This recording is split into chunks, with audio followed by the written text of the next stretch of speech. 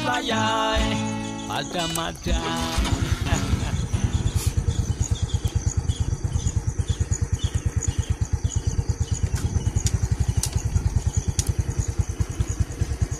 Kita cukup dengan gigi satu aja guys.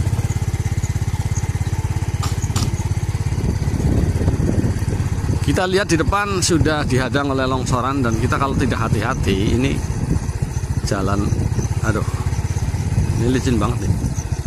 No, ya kan?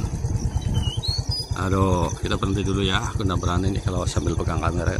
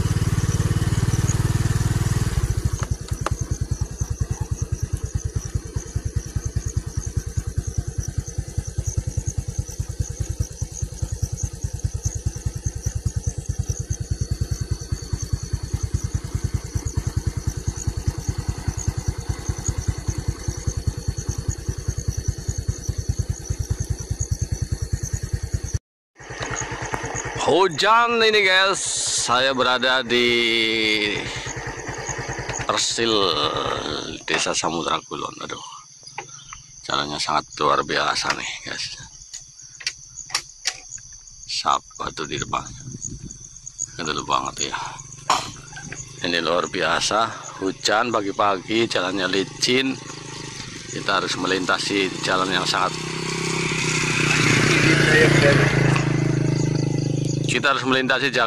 licin nih guys. Biasanya di sini motor itu digunakan dengan motor yang ban tahu gitu. Kalau motor biasa tuh berhati-hati. Saya berani apa enggak nih? Padahal masih ada 1,5 kiloan lebih. Saya harus melintas di jalan ini. Bismillah lah, Bismillah. Mandan deg-degan sih jane ya. Hujannya tanggung, kalau hujannya ndak tanggung sih malah enak. Sebab di atas aspal bersih gitu loh, ndak ada tanahnya kayak gini. Tapi kalau hujannya tanggung kayak gini, risiko terplesetnya itu sangat luar biasa. Jadi Dusun Persil ini merupakan areal milik Kodam 4 Diponegoro yang berada di Desa Samudra Kulon, Kecamatan Gunung, Kabupaten Banyumas, Jawa Tengah. Ini merupakan wilayah perkebunan. Di kanan kiri itu dulu perkebunan karet milik PT Rumpun Sari Antan. Namun kemudian berganti-ganti, ada coklat dan sebagainya.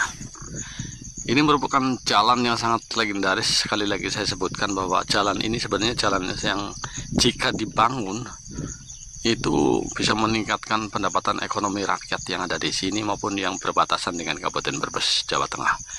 Jadi Desa Samudra Kulon itu desa yang paling sebelah utara di Kecamatan Gumlar, Banyumas, yang merupakan jalan desa yang berbatasan dengan Kabupaten Brebes, Jawa Tengah. Dan jalan ini merupakan jalan penghubung antara desa Samudra Kulon, Banyumas, dan Desa Pakujati atau Pegojengan di Kecamatan Pakuyangan, Kabupaten Brebes, Jawa Tengah. Sejak tahun 70-an, warga Desa Samudra Kulon itu sudah pernah mengajukan supaya jalan ini diperbaiki supaya bisa tembus dengan Kabupaten Brebes. Namun hingga ini ternyata belum pernah terlaksana, guys. Sempat dilakukan pengaspalan, tapi kemudian rusak oleh longsor yang ada di sini. Dan kini kembali mangkrak. Bahkan longsoran yang menimpa jalan aspal pun belum pernah diperbaiki. Belum pernah ada upaya untuk menyingkirkan tanah yang menimpa di jalan. Ini ada sekitar 7 titik di sini. 7 titik longsoran yang berada di jalur Samudra Kulon, Dusun Sokanan, di Persil, di perkebunan ini. Sama sekali belum pernah ada upaya evakuasi untuk membersihkannya. Kita tidak tahu apakah mungkin pemerintah setempat belum sempat atau apa. Namun yang jelas sudah hampir setahun ini belum ada sama sekali upaya untuk kembali agar jalan ini bisa dilalui oleh kendaraan roda 4. Memang sangat memprihatinkan sekali kalau kita ingat bahwa sejak tahun 70 sudah ada upaya atau pengajuan proposal ke kabupaten supaya antara Kabupaten Banyumas dan Brebes itu tersambung di wilayah ini. Namun sejak itu kemudian tidak pernah ditanggapi. Kemudian ada upaya lagi, pengajuan lagi, tidak pernah ditanggapi. Dan baru kemarin pada tahun 2022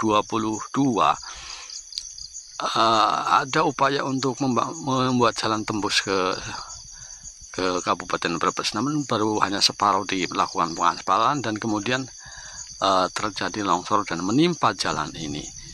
Dan sampai sekarang jalan ini belum pernah ada upaya untuk membersihkan longsoran yang menimpa jalan di sini.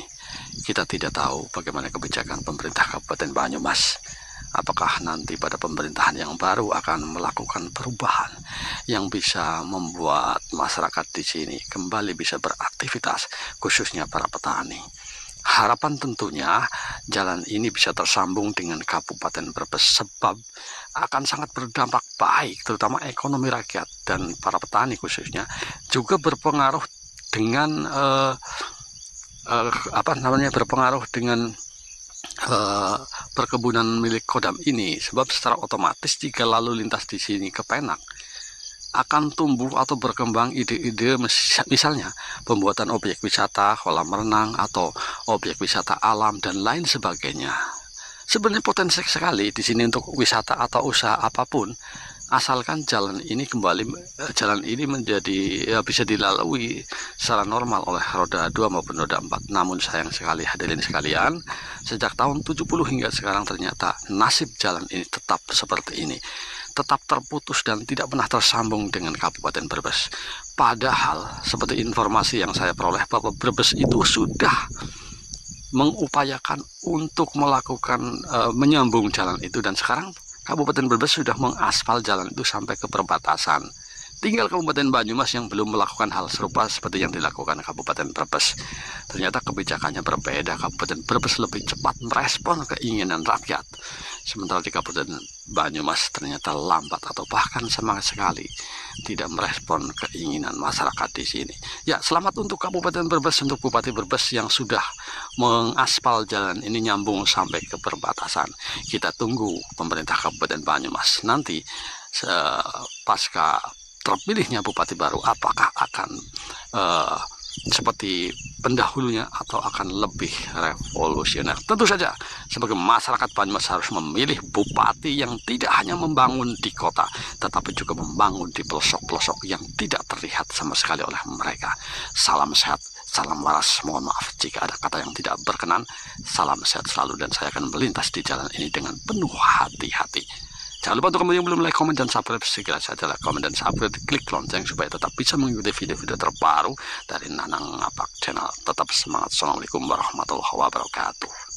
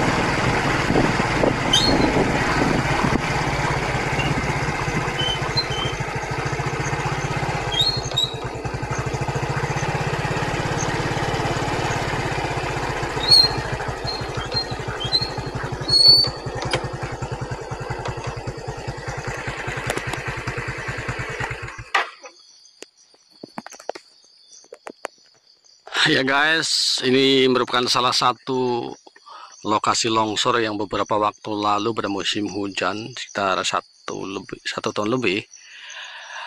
Ini merupakan salah satu dari 7 titik longsor yang ada di jalur perbatasan di Kabupaten Banyumas dan Brebes di Desa Samudra Kulon, Kecamatan Gumelar, Kabupaten Banyumas. Ada 7 titik longsor, namun hingga kini sama sekali tidak ada atau tidak tersentuh perbaikan.